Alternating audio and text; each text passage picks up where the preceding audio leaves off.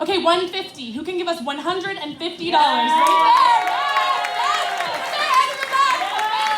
Actually support local control, meaning First Nations control over corporate control of our local resources and lands. And so there's actually, I think, a through line through some of this, which for me, I just go back to what's the strategy and what's the way that we get there.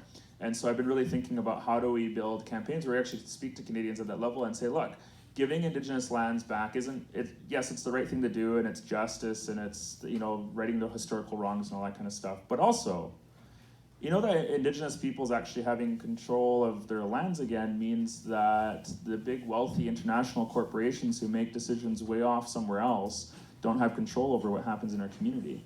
That the reinvestment back into our community is being made by local people. Wouldn't you rather have local people in charge of the resources in our communities? And Canadians actually get behind that kind of stuff, right? So I think that there is actually a pathway to getting land repatriated back to Indigenous communities. We just have to figure out, we kind of are already there. How do we convince the rest of the people to just do that next little shift? Resources.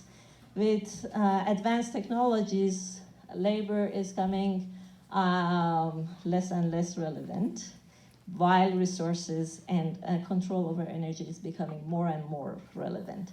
Therefore, it is very essential for any form of power to continue their existence by having control over these resources.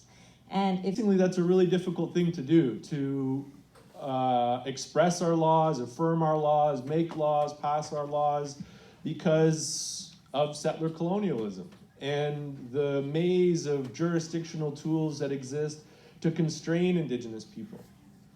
Whether it's the Royal Proclamation of 1763 or the Constitution Act of 1867, or the very narrow interpretations of treaties made by the Supreme Court of Canada. We have all these frameworks that we're told that we can use to breathe life into our rights and breathe life into our laws, but really it's exhausting to try to compel Canadians and try to compel Canadian law to recognize us.